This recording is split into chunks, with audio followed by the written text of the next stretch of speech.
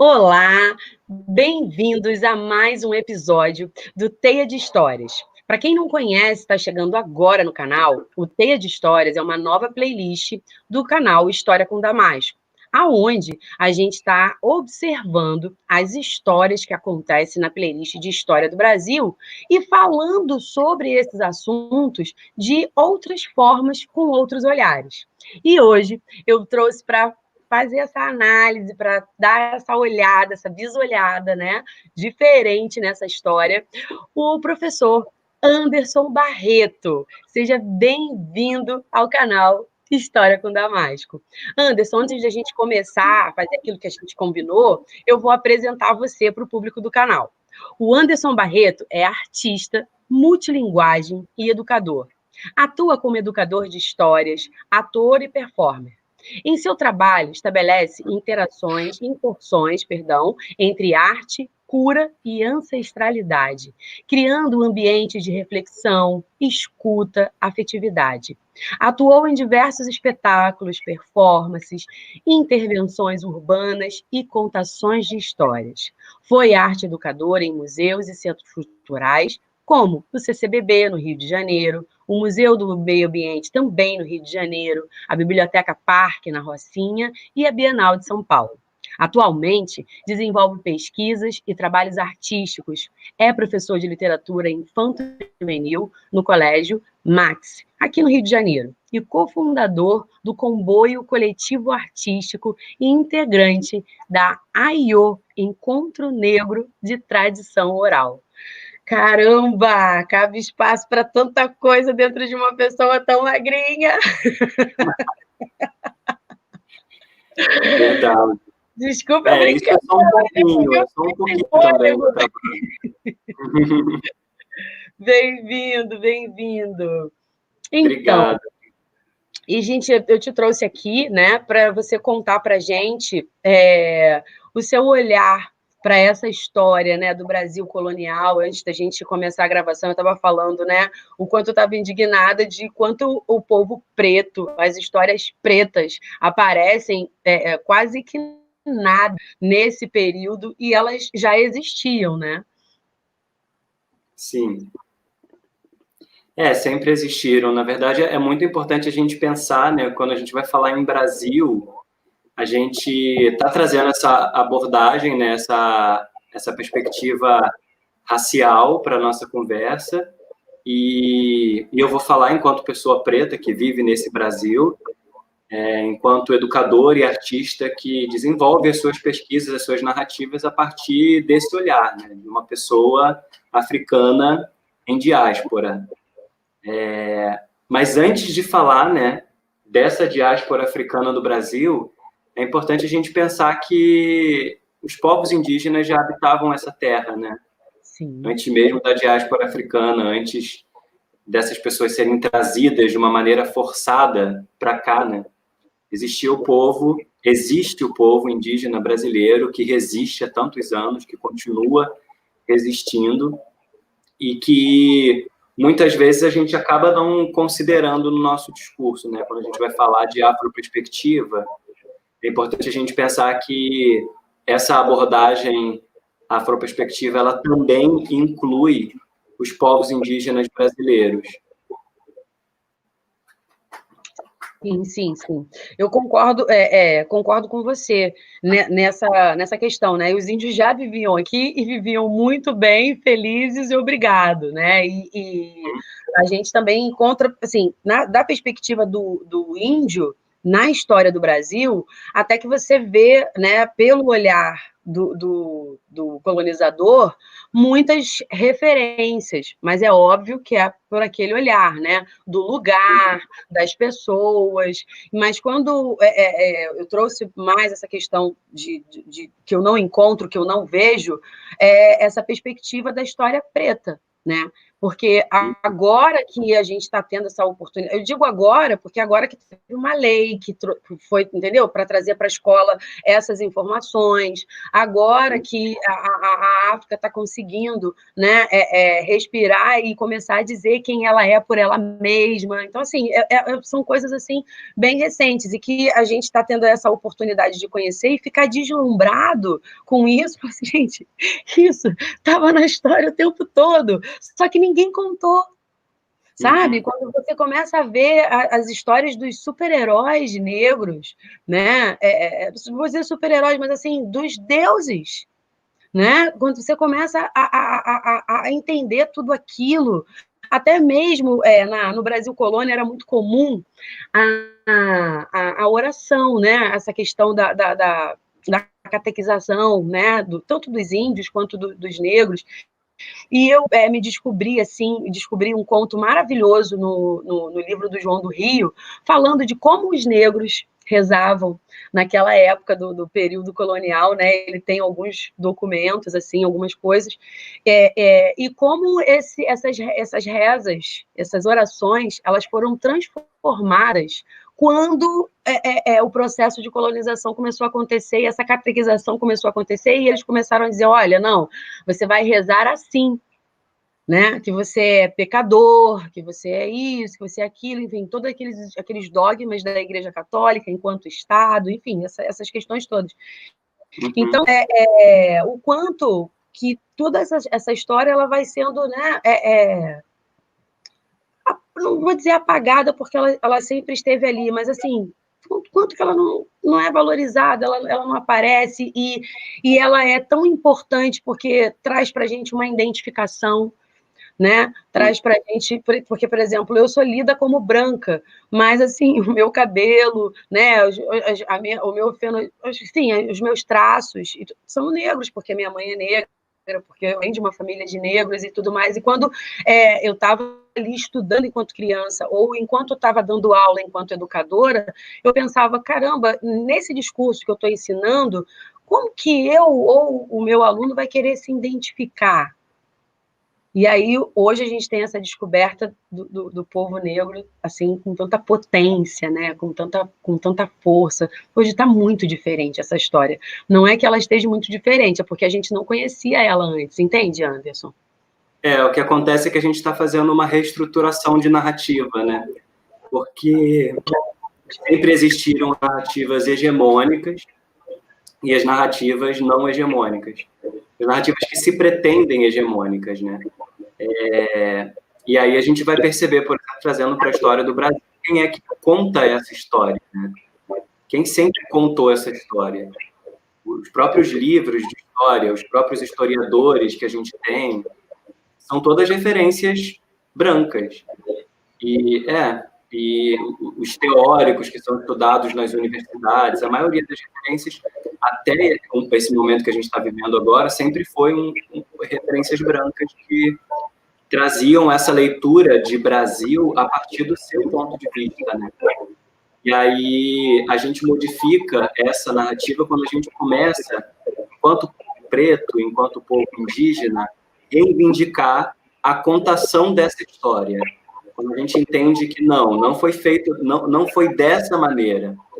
E eu acho que isso é um fenômeno interessantíssimo e urgente, porque quando a gente tira essa narrativa da mão de quem sempre oprimiu, da mão de quem sempre quis colonizar, da mão de quem sempre achou que era dono, detentor da história, quando a gente faz isso, a gente abre caminho para que essa história ela seja investigada e seja vista a partir de um outro ponto de vista, né?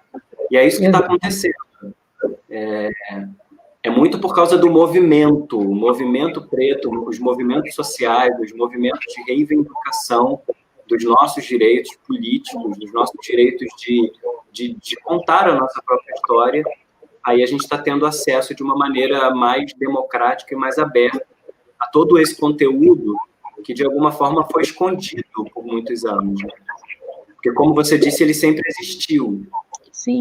Mas ele foi escondido e ele ocupava lugares que não eram lugares de privilégio, né? Sim, sim. Eu, enquanto historiadora, né, que quando vou investigar a história do Brasil, eu não consigo encontrar, entendeu?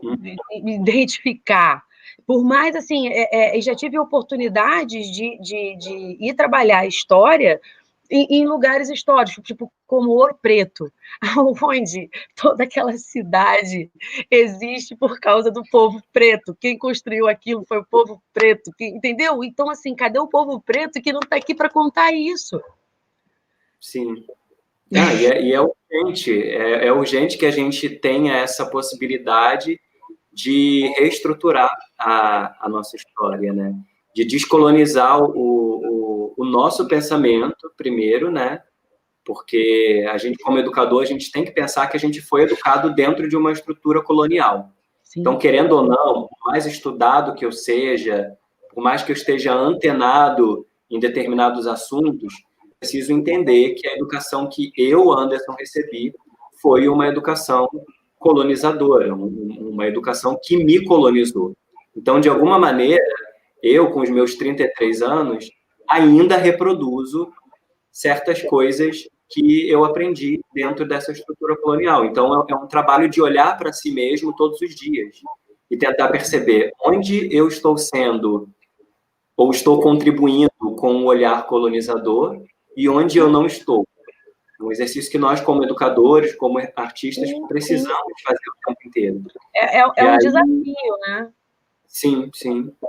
Modificar essas estruturas narrativas passa por um trabalho também de modificar as nossas referências, como a gente se apresenta para o mundo, o que a gente fala, o que a gente tem de cosmovisão.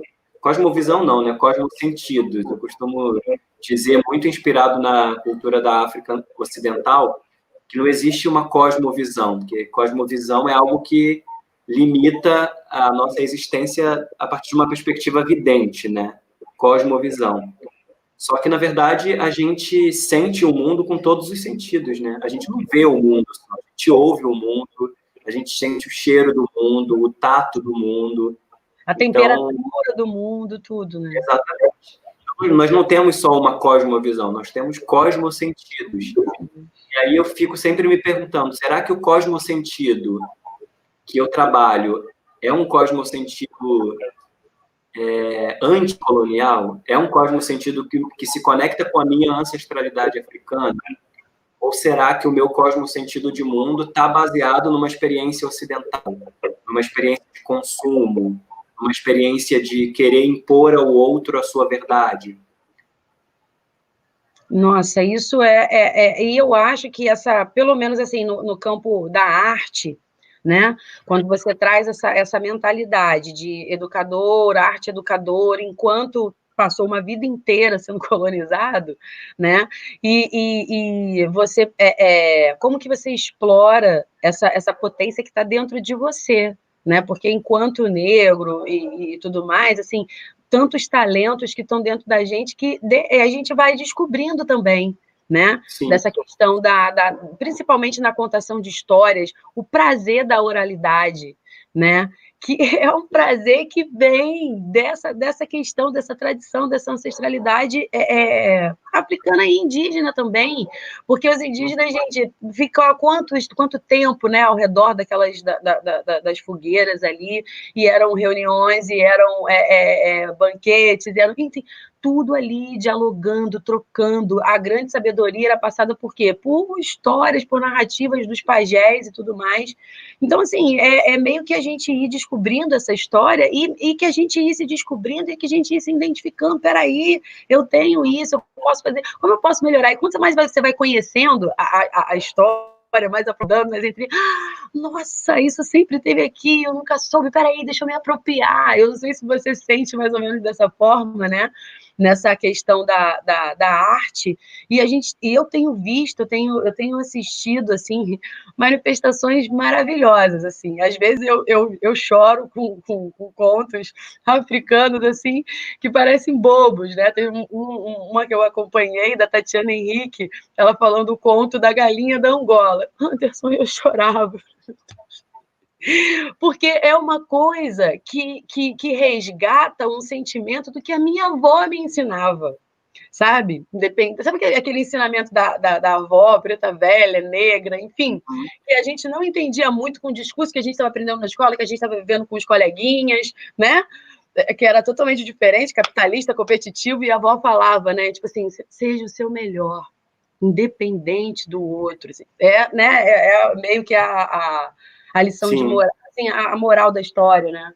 Mas isso devia ser um compromisso da escola também, né? Esse compromisso que a nossa avó preta velha, que os nossos ancestrais, esse tipo de transmissão de conhecimento deveria estar presente nas escolas também. Por isso eu acho que nós, enquanto educadores, devemos modificar o nosso olhar e a estrutura da escola, a estrutura de educação precisa se modificar também, porque a gente, que eu digo, assim, a gente que está pautado num tipo de educação que é ocidental, né? A gente criou uma escola que não dialoga com a vida dos alunos, né? Não dialoga. É uma escola que é conteudista, é uma escola que está preparando o aluno para o mercado de trabalho e não para a vida. Só que a nossa vida ela não é composta só de trabalho. Como é que uma escola ela está focada no mercado de trabalho se aquela pessoa ela é carregada de muitas outras complexidades? Aquela pessoa não é só trabalho. Aquela pessoa é poesia, aquela pessoa é música, aquela pessoa é espiritualidade. Então, tem muitas pessoas, por exemplo, que vão criticar o ensino religioso nas escolas. E eu acho que é muito importante falar disso. Não é ensinar religião, não é ensino religioso, porque religião também não se ensina, né? Não é uma coisa que você se ensina. Você pode até ensinar, falar sobre dogmas de determinadas religiões, mas é algo que se não está dentro de você, se você não sente, se você não vive aquilo, você vai decorar, mas não vai aprender, não vai trazer aquela experiência para dentro de si, né? Talvez seja então, catequizado, né? Mas... a catequização passa muito por aí, né? Esse conceito de catequização que os povos indígenas brasileiros, por exemplo, enfrentaram, estava muito nesse lugar de, tipo, anular o indivíduo, anular toda a experiência que aquele indivíduo tinha com a sua coletividade, com as histórias dos seus ancestrais. Você precisa anular, isso não é legal, você precisa, a partir de agora, seguir um determinado dogma. É outro jeito de falar, é outro jeito de rezar, são outros deuses, são... Imagina que loucura que deve ter sido a cabeça dessas pessoas nesse momento de imposição, né? E tudo que é imposto para a gente vai causar uma série de problemáticas na nossa vida, né? E, às vezes, para você se manter vivo, né? Ah, então, mas por quê? Você vai aceitando as imposições, vai, né, comulgando com aquilo, né? A gente vê os índios que vão fugir para dentro das florestas, adentrar para dentro das florestas, que o colonizador não conhece tão bem quanto eles, e assim eles vão sobrevivendo, vão existindo, mas muitos são aí aquela captura constante, né? Muitos são pegos e tragos de volta, e aí nos acampamentos jesuítas eles encontram um pouco de paz. Totalmente diferente do que eles viviam antes, mas assim, paz entre aspas, eu não preciso estar fugindo, eu não vou ser capturado, né? Todas essas coisas não vão acontecendo. E aí eu vou ficando dócil àqueles ensinamentos, aquelas coisas, porque se eu fizer isso, talvez eu não seja castigado, talvez, né? E aí as coisas vão... E isso acaba entrando de uma certa forma. E quando acontece com o povo negro, já é bem diferente, né? Você vem simplesmente com a roupa do corpo, né? E trabalha, faz isso que você sabe fazer, e se quiser um lugar ao céu, seja um bom negro, né? Mas tinha que assistir a missa lá do lado de fora, né? Ainda tinha que praticar aquela religião, mas tinha que ficar assistindo a missa lá do lado de fora, porque você não podia entrar dentro da igreja, quiçá chegar próximo do altar. Então, tem todas essas coisas, né?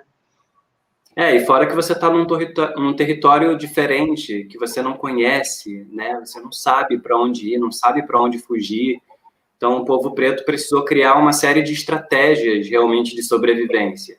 Algumas estratégias, num primeiro momento, pode parecer algo como se me deixei dominar, mas não é se deixar dominar, Acho que existe uma inteligência muito grande quando você aceita determinada coisa provisoriamente, entendendo que se você fizer tomar uma atitude naquele momento, você pode estragar algo que poderia ser melhor pensado e estruturado. E, nesse sentido, o povo preto foi muito inteligente, é muito inteligente, né? Nós somos descendentes dos criadores de tudo nessa terra. Então, inteligência é o que não nos falta. Se a gente voltar para a pré-história, né, e ver onde tudo começou, já tá, né, já tem meio caminho andado, então. E, inclusive, é por isso que o povo preto foi escravizado, né? O povo preto não foi escravizado porque era considerado inferior. Essa ideia de inferioridade foi algo que foi colocado na nossa cabeça, foi construído para modificar, colocar o nosso olhar num outro lugar. Mas o povo preto foi escravizado porque era inteligente, porque sabia administrar, porque tinha conhecimentos de arquitetura, de matemática, de medicina, e, além disso tudo, ainda tinha força física, força de trabalho, coisa que o povo branco não tinha. Não tem, não sei se tem, enfim. É algo que a gente precisa realmente questionar, porque, assim, essa narrativa, ela se estruturou, e se estrutura até hoje, né? A ideia de racismo se estrutura como algo que está relacionado à inferioridade do povo preto, mas não é. É justamente em relação a... Eu não vou dizer superioridade, porque nós também não somos superiores. Só que por que um povo olha para a gente e diz: você não pode ser médico, você não pode ser engenheiro, você não pode ser arquiteto? Que povo é esse que olha para um outro povo e acha que não, é impossível que eles estejam produzindo tanto conhecimento, vamos escravizá-los e usar esse conhecimento ao nosso favor? Então, é um processo realmente que acontece na história mundial e que a gente também precisa desmistificar, né, esse olhar. A gente fala muito a palavra escravos, por exemplo. Porque sou descendente de escravos. Eu não sou descendente de escravos. Sou descendente de reis e de rainhas, de mestres e de mestras que foram escravizados por causa da sua sabedoria, por causa da sua grandeza. Aí, quando a gente fala dessa maneira, a gente também produz uma mudança de narrativa, né? Sim, sim, sim. E isso só é possível, voltando lá um pouquinho, né? É quando a gente tem uma educação, né, que consegue enxergar esse aluno como capaz de aprender esse conteúdo também de diversas formas, de diversas maneiras, porque é uma cultura tão vasta, a cultura negra, né, que você pode ensinar pelo samba, pela capoeira, pela oralidade na contação de histórias, enfim, são infinitas as possibilidades de você aprender a história do povo negro, né, do povo preto, enquanto a história que a gente aprende aí, ela está ali naqueles livros há quantos anos, né? E aqueles escritores brancos, enfim, aqueles autores brancos, há quantos anos ali sendo endeusados, colocados ali no topo da academia, alguns nem estão mais produzindo. Exatamente. E alguns têm uma produção racista que ainda hoje é elevada. Né? A gente pode considerar, por exemplo, o caso de Monteiro Lobato. Monteiro Lobato, ele é considerado o pai, o patrono da literatura infanto-juvenil brasileira. Só que o Monteiro Lobato, ele era um homem que fazia parte de um partido eugenista. Todos os ideais de vida e todas as articulações políticas de Monteiro Lobato eram articulações políticas eugenistas. E que tinha realmente a intenção de exterminar o povo preto, de limpar a raça. Sim, né? sim. De não ter mistura. Enfim.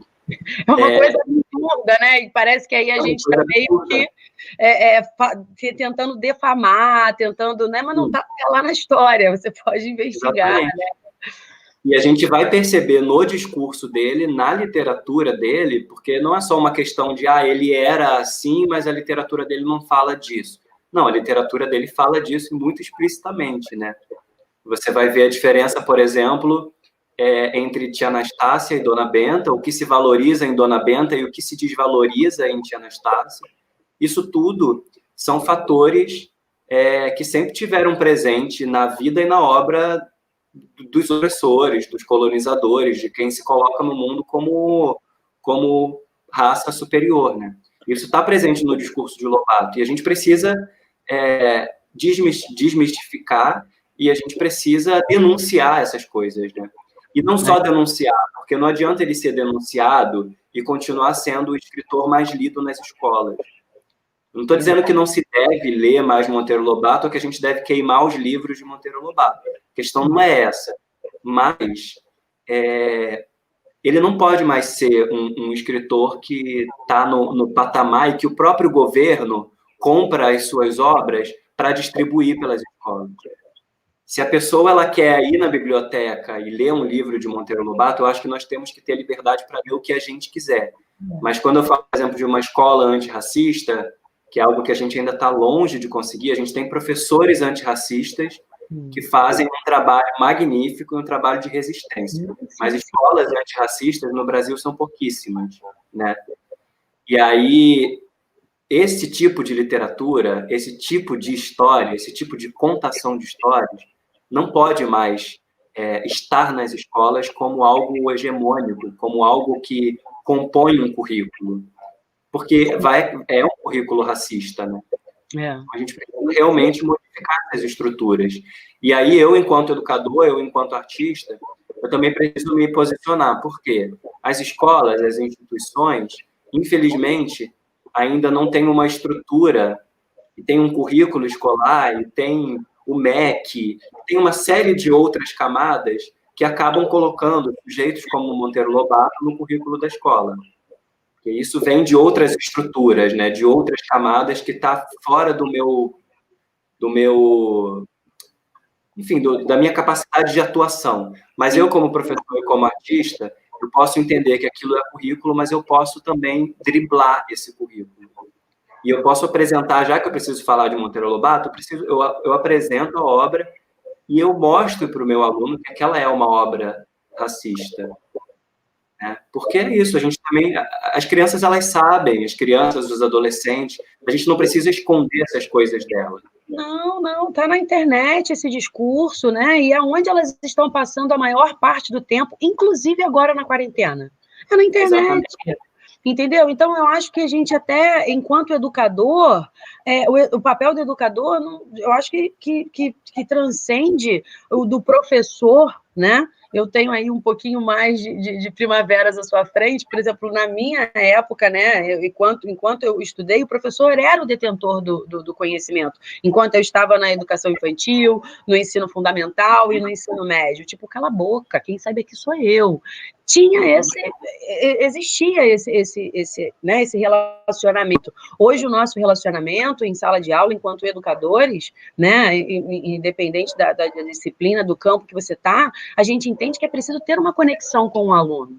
Eu estou aqui para caminhar com você junto nesse conhecimento e te apontar possibilidades, porque assim, está tudo aí hoje, né? Você abre o livro, mas o livro também está lá dentro da internet. Então, eles estão pesquisando tudo. E nesses estudos online, eu, com uma filha de 17 anos, tenho ao vivo como as coisas realmente acontecem, enquanto professora, né? Então, assim, cara, vamos facilitar, né?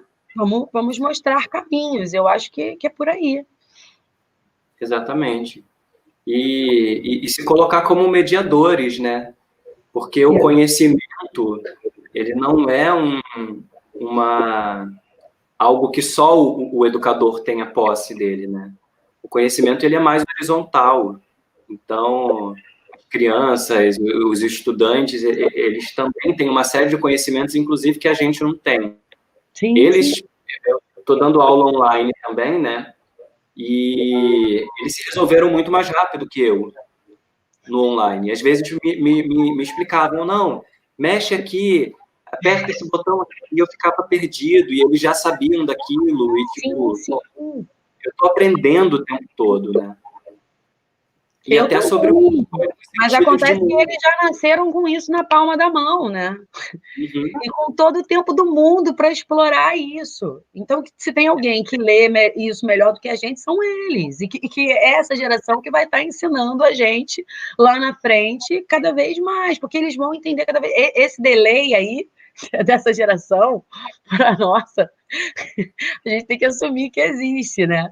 E sabem mesmo, e a gente, enquanto facilitador, a gente acaba bebendo dessa fonte também. O quanto a gente aprende, o quanto a troca fica positiva, né? E acaba aquele negócio de eu ali, porque antigamente tinha até tablado, né? Para o professor subir e ficar mais alto. Eu quis ser professora de história para isso. Um dia eu vou subir nesse palco, porque minha mãe falava que, tipo, ser artista não ganha dinheiro, vai morrer de fome. Eu falei, ai, meu Deus, o que é você? Eu quero ser artista. Aí eu olhava assim, pô, gosto de história, vou ser professora de história e vou subir no palco do mesmo jeito, né? E hoje a gente tem outra coisa que é o olho no olho, né? Assim, não tem mais palco, não tem mais isso. A maioria, enquanto eu estava em sala de aula, a maioria das minhas aulas eram em círculo, né? Os meus alunos ficavam, meu Deus, por que você só quer... Aí, nas formaturas, homenageada como aquela professora, tipo, a Roberta, nossa professora querida, nós queremos homenagear, porque a aula dela era sempre em círculo. Eu falei, gente... Mas para você ver como no final do ano isso fazia toda a diferença, que me levava até a um reconhecimento. Tipo assim, a gente não queria, mas olha como foi bom. Então, essa questão do olhar, né, e tal. E eu acho que são essas pequenas práticas que vão modificando estruturas. A gente foi acostumado realmente com o professor lá na frente, né, no palco, e os alunos, né, daquela maneira bem capitalista mesmo, né, quase como se o aluno tivesse uma esteira, né, um atrás do outro e naquela esteira de produção. O conhecimento. Exatamente. Inclusive, há um tempo atrás, teve até um prefeito aqui no Rio de Janeiro que deu até uma confusãozinha na internet, porque ele fez uma propaganda que era justamente isso. Eram crianças numa esteira super capitalista, sentadas numa carteira, né, de sala de aula, e aí elas iam em fileira, passavam por essa fábrica, e aí, de repente, apareciam como profissionais lá no final, sabe? Bem nessa cadeia de produção. E aí o slogan era alguma coisa de Rio, fábrica de escolas. Olha, aí como que a gente não olha para isso e enxerga o absurdo que existe nessa composição? É uma peça audiovisual, é uma peça de propaganda para uma prefeitura, mas é uma peça que está carregada de sentidos, que está carregada de visões, né? De visões, de cosmos, sentidos de mundo.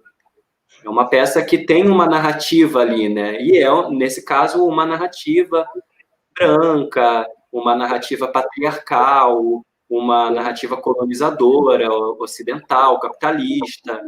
Tal qual ela é, né? E que vai cortando os sentidos. Você está falando dessa questão, e na escola a gente às vezes é obrigado a cortar alguns sentidos, né? Tipo, eu gostaria muito de poder levar uma música, mas não dá tempo. Eu comecei o magistério, eu tinha 6 tempos de aula, depois passou, né, para 3, eu saí em 2018 com 2, entendeu? E vai diminuindo cada vez mais, e vão mexendo na nossa, no currículo, né?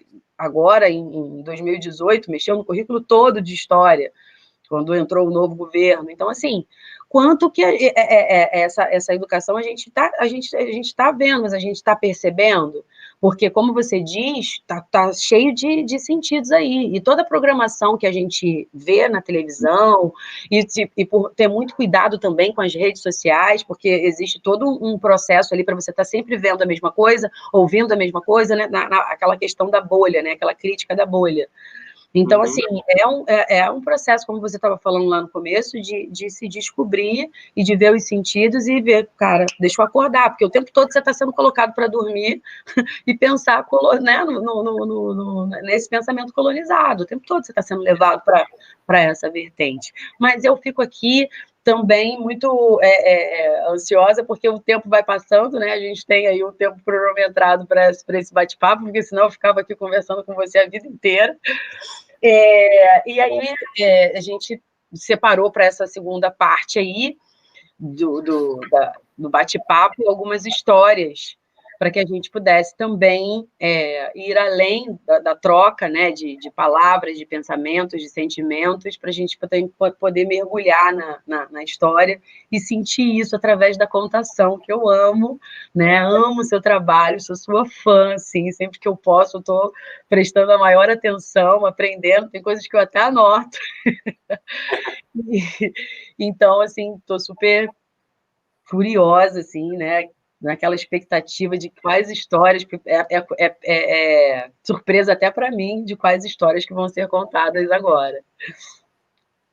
Na verdade, é sempre uma surpresa, inclusive para mim também, né? Porque eu tenho um repertório de histórias, mas essas histórias eu tenho aprendido também que as histórias pedem para ser contadas. As histórias, elas também não... Eu poderia só simplesmente trazer uma história aqui qualquer para preencher um espaço, mas eu acho que é importante que a gente também tenha essa relação de escuta para esse momento. Então, eu não preparei, eu não trouxe assim, tipo, eu vou contar essa história porque eu quero contar essa história. Fiquei aqui muito a partir das imagens que apareceram, dos temas que foram tocados aqui na nossa conversa. E aí eu estou aqui pensando, tentando estruturar na minha cabeça e tentando sentir, tentando ouvir, né? Ouvir com o meu corpo, ouvir da minha ancestralidade qual história que vai ser contada. Eu ainda não sei. Até esse momento eu ainda não sei. Mas eu queria mostrar para você um instrumento, que eu vou tocar esse instrumento, e quem sabe, enquanto eu toco esse instrumento... Sim, a magia acontece, né? Exatamente. Esse instrumento é uma imbira. É um instrumento que veio lá do Zimbábue. Foi construído por um mestre chamado Tisha Musavasa, do Zimbábue. E a música, ela também faz parte da tradição oral, né? A música, ela também conta muitas histórias. E a própria confecção dos instrumentos, né, a maneira como esses instrumentos são construídos, também fazem parte da tradição oral, que é algo que a gente trabalhou bastante hoje, né? Esses ensinamentos, eles são transmitidos de mestres para aprendizes, de pais para filhos e filhas, né? E isso é muito bonito, porque esse instrumento, ele não foi construído numa escala de capital, né? Numa escala industrial. Ele não é um produto. Esse instrumento, ele conta uma história. Esse instrumento, ele também carrega uma ancestralidade, né? Tem a história das mãos que construíram ele aqui também, de alguma forma. Sim, sim. Ele é construído meio que cosmicamente, né? De vários sentidos, né? Uhum. E quando o mestre construiu, ele sabia que ele construiu alguns, né?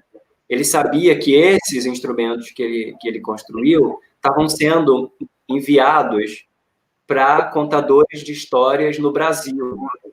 Lá no Zimbábue, ele tinha essa informação. Então, quando ele constrói esse instrumento, ele já constrói sabendo para onde está indo, quem vai usar. Isso dá uma relação de muito respeito, né? Porque não é um produto que eu posso simplesmente aqui chegar e tocar de qualquer maneira e aprendi, estou tocando. Não, é algo que foi feito para você e você tem uma responsabilidade sobre isso, né? Exatamente. E eu acredito que o instrumento me ouve e eu ouço o instrumento também, né? É um instrumento de conexão com os ancestrais. E toda vez que eu toco, eu me sinto me conectando também, né? Então, vamos lá. Vamos lá. Deixa eu trazer esse som ancestral para a nossa roda. Oba!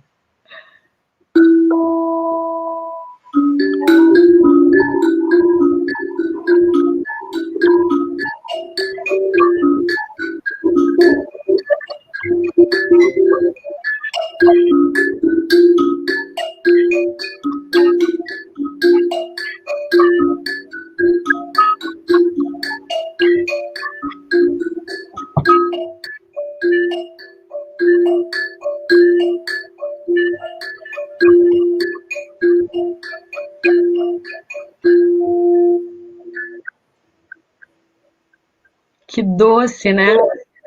Lindo, né? Eu estava começando a ficar me aconchegando aqui e acabou. É algo que conecta, né? É algo que traz a gente para essa energia.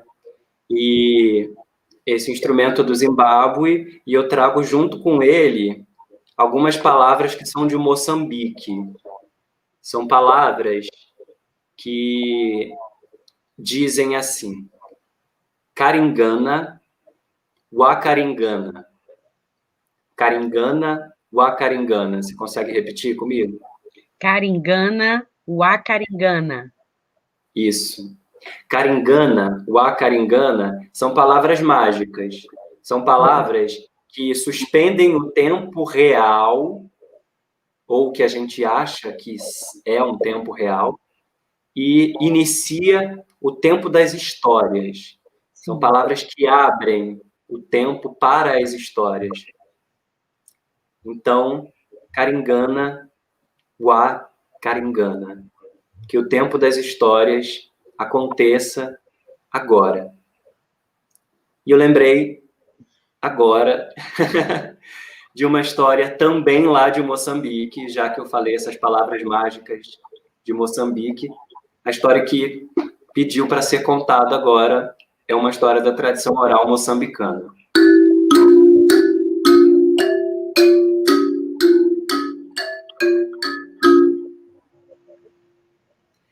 Dizem que há muito tempo atrás, um rato virou amigo de um gato. O rato virou amigo de um gato. E depois de virarem amigos, eles decidiram viajar juntos, conhecer terras muito distantes. O gato oferecia segurança para o rato.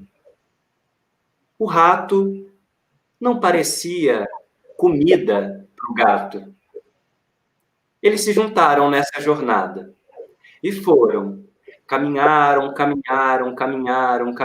por horas e horas e horas e horas e conversavam e se conheciam e viam as coisas que encontravam pelo caminho e falavam sobre essas coisas. Com o tempo, pareciam amigos íntimos. Um dia, enquanto caminhavam, eles se depararam com um grande rio. Seria difícil atravessar aquele rio. O gato não sabia nadar. O rato, tampouco. Mas o rato era muito inteligente. E ele pensou: se não sabemos nadar, se não podemos nadar, devemos criar algo que nos leve na superfície do rio até a outra margem. O gato pensou, mas o que vamos construir? Não há nada aqui que possamos construir um barco. O rato teve uma ideia. Cavou, e de dentro da terra ele retirou uma raiz de mandioca, algo parecido com mandioca. E o rato foi roendo aquela raiz. Roendo. E construiu, dentro daquela raiz, que era uma raiz bem grande, uma espécie de canoa. Era uma canoa perfeita. O gato entrou, sentou. O rato também entrou, sentou. Pareciam tão acomodados. O gato agradeceu. Amigo, como você é engenhoso? Como pode, com uma raiz, inventar um barco para a gente navegar? E assim eles entraram no rio. E foram, navegando no balanço daquelas águas. Navegavam, até que, de repente, no meio do caminho, aquele rio era grande demais. No meio do caminho, o gato sentiu fome. E não havia nada para comer. Não havia nada que ele pudesse caçar na floresta. Eles estavam dentro de um barco, dentro de um rio. A fome do gato era tão grande, mas tão grande, mas tão grande, que ele olhou para o seu amigo rato e disse: meu amigo, me desculpe, mas eu acho que eu preciso lhe devorar. O rato disse: não, não, amigo, coma a mandioca. Mas se comer a mandioca, o nosso barco ele pode afundar. Não, amigo, não coma tudo, coma só uma parte da mandioca, coma só uma parte dessa raiz e vai saciar a sua fome por um tempo. Quando a gente chegar do outro lado, você come um pouco mais. O gato fez que sim, comeu um pouco daquela mandioca, mas não saciou nem um pouco a sua fome. E disse mais: não gosto de raízes, eu preciso de algo, de algo, de algo. Calma, meu amigo, a outra margem do rio já está chegando. E o gato não se aguentava de tanta fome. Toda hora olhava para o rato com aqueles olhões. E o rato olhava para o seu amigo gato e dizia: espera mais um pouco, come mais um pouco dessa mandioca. E o gato fez que não. Aguentou por mais um tempo. Acontece que depois de um tempo, o próprio rato começou a sentir fome também. Olhou para o gato. Não faz parte da minha cadeia. Eu jamais comeria um gato, mas a mandioca sim. E o rato começou a comer a mandioca barco que havia construído. Ele comeu, roeu, e sem se preocupar, acabou fazendo um buraco naquela canoa. Com aquele buraco, a água foi entrando. Eles até tentaram tapar o buraco, mas não dava certo. O rato ficou desesperado, o gato também. O que você fez, meu amigo? E o rato começou a pensar: meu Deus, eu ia ser devorado pelo gato, consegui manipular ele ali para ele não me comer, e agora eu vou morrer por causa de mim mesmo, por que eu fiz isso, por que eu não prestei atenção, e agora, e eles desesperados, e a água foi subindo, até que o barco virou. Os dois caíram dentro do rio. Nenhum deles sabia nadar, foi um desespero, mas a margem do rio estava próxima. Então, o gato, que era um pouco maior, colocou o seu amigo rato nas costas e foi nadando da maneira como ele pôde, da maneira como a sua natureza lhe mandava fazer. Chegaram à outra margem. O rato feliz da vida: você salvou a minha vida, meu amigo. Como eu posso te agradecer? O gato olhou para o rato e disse: eu estou com fome. A única maneira que você tem de me agradecer é permitindo que eu lhe devore. Mais uma vez, o rato diante da morte. Eu não aguento mais estar diante da morte, estar diante desse devorador. E agora, o que eu faço? Mas o rato era muito inteligente. Então, ele disse: meu amigo, tudo bem. Eu sou muito agradecido por você ter me salvado a vida tantas vezes. E se você quer me comer, pode me comer, mas eu acabei de rolar aqui nessa terra, nessa areia. A gente nem sabe que terra é essa, que lugar é esse estranho. Não é bom que se coma uma comida suja. Vá até ali o rio, traga um punhado de água para me lavar. O gato olhou para o rato e disse: muito obrigado, meu amigo. Eu vou lhe comer porque isso faz parte da minha natureza. Que bom que você entende. Vou buscar a água. Já volto. Muito rapidamente, o gato trouxe a água para o rato, mas quando chegou lá, o seu amigo já tinha fugido, porque faz parte da natureza do rato não se deixar ser devorado.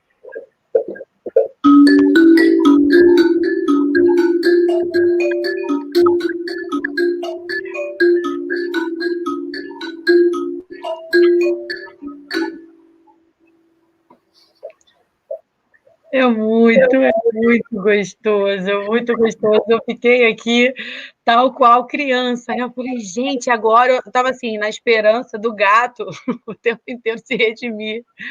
Mas assim, aí depois, né, a gente vai. É óbvio que essa história eu vou, né, pensar e refletir, me alimentar ainda um pouco dela, porque acabou de chegar, mas uma delícia, né? O quanto trabalha a questão da identidade, de quem nós somos, né?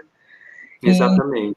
e as histórias pretas trazem muito isso, né? Dessa questão de olha para você, para sua natureza, para quem você é, e sendo quem você é, o que você é capaz de fazer, né? Porque às vezes a gente também olha muito para aquelas questões assim, ah, eu sou capaz de fazer essas coisas ruins e eu não quero fazer, e fica na...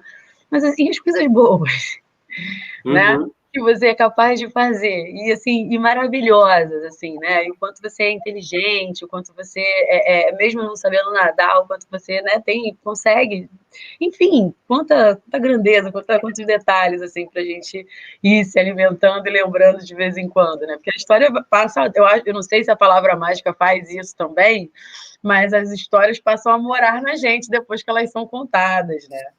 Sim, sim. E essa história eu ouvi, né? E a maneira como eu contei hoje, ela é totalmente pautada na tradição oral. Assim, eu não tenho esse texto decorado, eu entendo essa estrutura, eu entendo o conhecimento que essa história traz para a gente, e aí a maneira como eu vou contar, ele pode se modificar de acordo com o momento em que eu estou contando, ou para quem eu estou contando. Tiveram elementos que surgiram agora, enquanto eu contava, em termos de imagem, né? É quando você abre a tua escuta, é quando você abre o teu coração e deixa que aquela história se conte por ela mesma, né? Por ela mesma. É Não quando se vejo empresta, né? sim, sim. Eu, como contador de histórias, eu entendo como um canal, um veículo para que a palavra ancestral, porque a palavra não é minha, a palavra é ancestral, a palavra ela, ela vem muito antes de mim. Tem muitos que vieram antes de mim e que perpetuaram e continuam perpetuando essa palavra, né? Então, escutar o teu ancestral, escutar os que vieram antes de você, escutar a palavra e permitir que, que ela se manifeste no mundo é muito bonito, né? É transformador. Eu vou falar a minha experiência, né, com você, porque o que acontece? Eu estou acostumada a acompanhar o seu trabalho, né, na internet, principalmente na quarentena, eu acho assim uma delícia. Então, esse jeito assim de contador de histórias eu já conheço, né?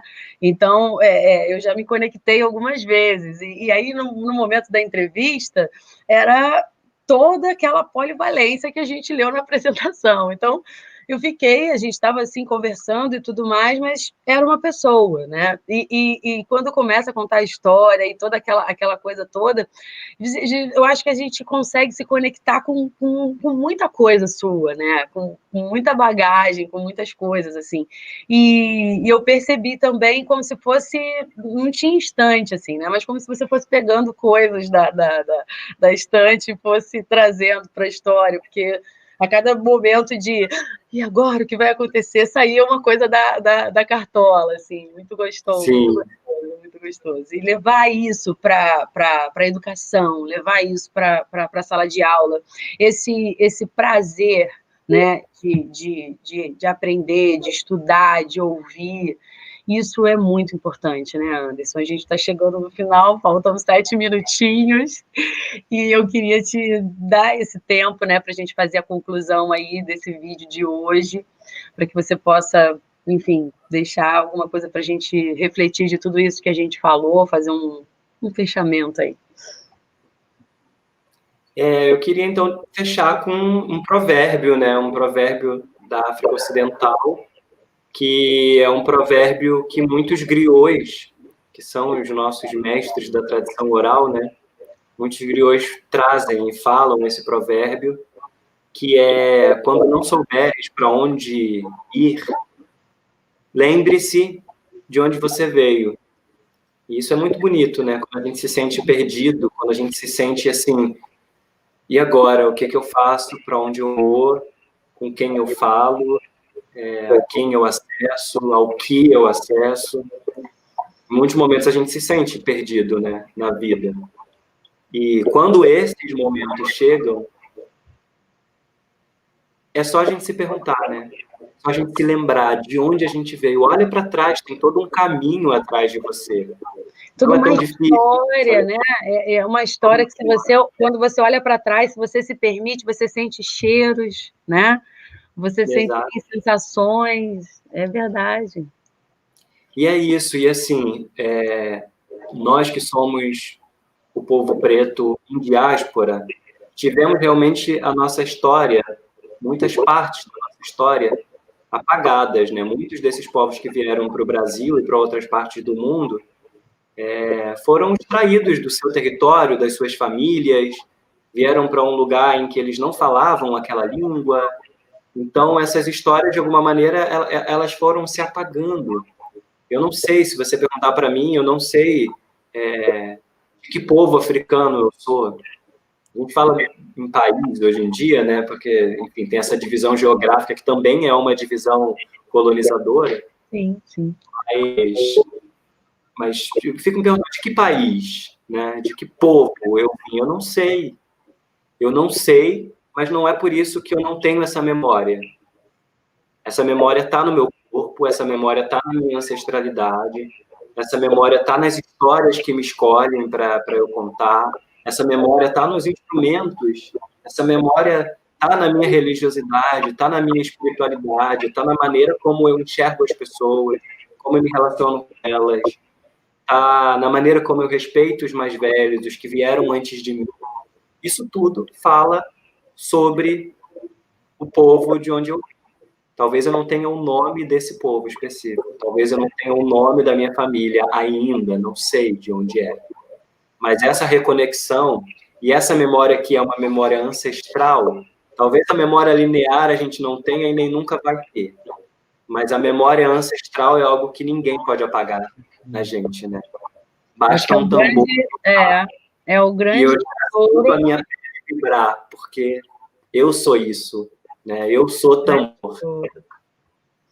Que, tipo, veio para cá sem nada, né? Apenas com a roupa do corpo, mas estava aqui dentro, né? A gente consegue entender cada vez mais que a gente vai estudando, porque vai reconhecendo, né? É engraçado que você olha para a história né, que é contada hoje nas escolas e nas propagandas e tudo mais, e a gente não se reconhece. E aí, quando a gente vai olhar as histórias pretas, né, a gente vai começando a se reconhecer. Gente, eu gosto muito dessa coisa de me reconhecer e de ver que é muito mais, né? Que tem muito mais ainda pela frente e que, de repente, eu não consiga saber de tudo, mas que talvez os meus netos possam saber, os meus bisnetos possam saber, enfim, que vai continuar, né? Que a gente não tem mais como retroceder. Não tem mais. Agora é só ir para frente, é só aproveitar o caminho no rio, vendo, né, as paisagens, as copas da árvore, por aí vai.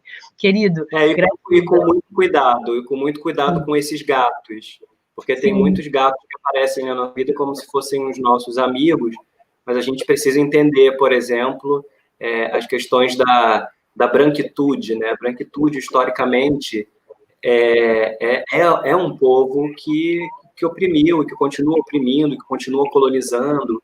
Então, não é para a gente também polarizar no sentido de não, todos os brancos são assim, não são todos os brancos assim.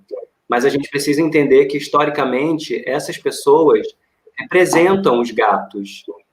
Então, nós, se a gente fosse colocar nesse lugar se nós fôssemos gatos, nós temos que entender que, tipo, tá, eu posso até me tornar amigo, me aproximar, porém, eu preciso entender que a natureza histórica, né, desse indivíduo é uma natureza que é racista. Quer dizer, não vou nem dizer que é natureza, mas é uma vivência histórica que é racista.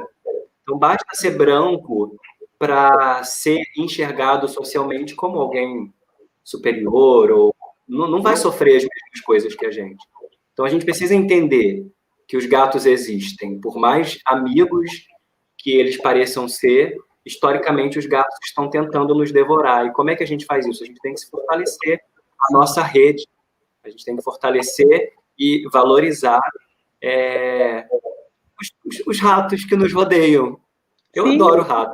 Rato lindo, inteligente. Então, eu quero me perspicaz, né? Perspicaz, tudo. Então, vamos juntar com os nossos ratinhos, criar uma comunidade de ratos maravilhosos, sábios, inteligentes, que transformam raízes em barcos e por aí vai. E por aí vai, por aí vai. Querido, foi um prazer inenarrável, assim, não tenho palavras. E que você possa voltar outras vezes, trazer outras histórias, né? Eu vou caminhando lá na playlist de História do Brasil por outras épocas, por outros períodos da história do nosso país, e que você possa voltar outras vezes para a gente discutir sobre outras épocas, outros períodos e outras histórias. Um beijo enorme para você. Foi um prazer. Um beijo para todo mundo que está acompanhando o canal e até já.